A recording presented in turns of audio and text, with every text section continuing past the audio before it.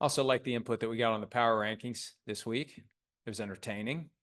Mission accomplished. Look, we're here. I'm never going to lie to you about what we do. We want you to read our shit.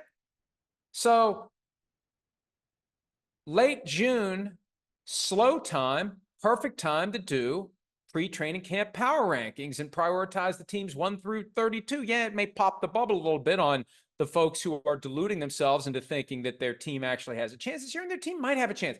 But a snapshot as of right now, that's what I said on Monday. It's a snapshot, 1 through 32, and they all can't be tied for 10th. It can't be 1 through 9, and then 22 teams, or 23 as the case may be, tied for number 10. You've got to have a 32, you've got to have a 31, you've got to have a 30, and all the way up the chain.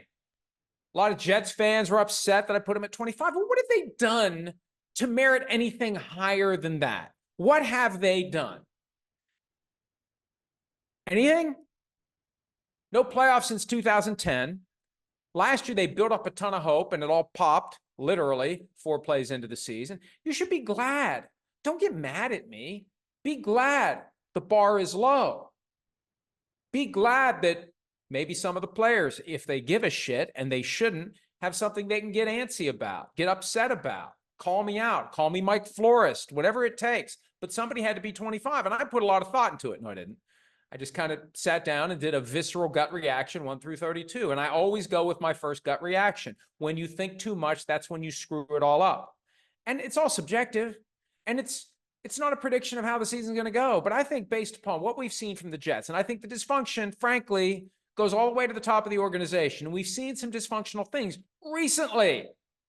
The way they handled Aaron Rodgers not showing up for mandatory minicamp, the fact that he wasn't there, and the fact that they committed a ridiculous unforced error. Just excuse the absence. Just excuse it. So everyone on there is in the spot they're in, and it will change. And there will be teams we didn't expect to do well. I probably did this last year, and the Texans were probably really low, and no one would have had them high. There's an opportunity for every team to do better than expected or worse than expected. So that's where the Jets are. And I'm sorry, Cardinals fans, somebody had to be 31. I'm sorry, Commanders fans, somebody had to be 29. It really doesn't upset me, though, because it speaks to the passion that you have for your teams, and I respect that. And I'm here to cater to that. I want you to want to get information about your favorite team and the rest of the NFL. You need to care in order to do it. If you didn't care, you wouldn't be coming to ProFootballTalk.com. You wouldn't be watching PFT Live. You wouldn't be listening to or watching the PFT PM podcast. So I appreciate very much the passion. I'm not going to pander to you because of it. I'm sorry. I'm just not going to do that. I could do the every team is great and every team is awesome and wear a different team's jersey every day and act like I'm a lifelong fan of whatever team happens to be hot like others do on other shows, on other networks. I'm not going to do that. I'm going to give it to you real. And hey, if the Jets are good this year, I'll say, damn, I didn't see that coming. Just like last year when the Texans were good, I said, damn, I didn't see that coming. That's part of the fun. Things we don't see coming happen. Good teams that we expected to be good aren't. Sometimes bad teams that we expected to be bad aren't. It's part of the fun.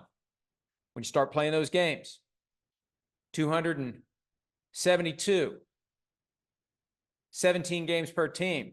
Just when I get used to the change from 256 to 272, now we're going to have to start saying 288.